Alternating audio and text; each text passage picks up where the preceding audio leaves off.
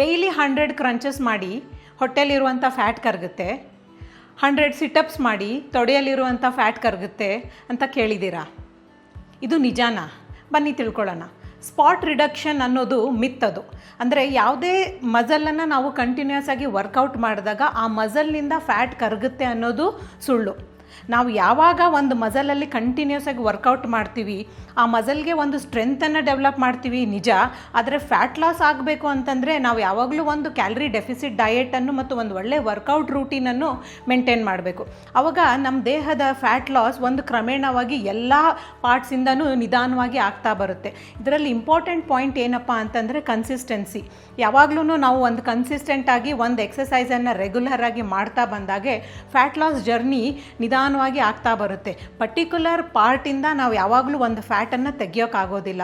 ದೇಹದ ಎಲ್ಲ ಭಾಗಗಳು ಕೂಡ ಆ ಎಕ್ಸಸೈಸ್ ಮತ್ತು ಆ ಡಯಟ್ ಪ್ಲಾನಿಗೆ ರೆಸ್ಪಾಂಡ್ ಮಾಡ್ತವೆ ನಿಧಾನವಾಗಿ. ಇದು ನೀವು ತಿಳ್ಕೊಂಡಿರಬೇಕು.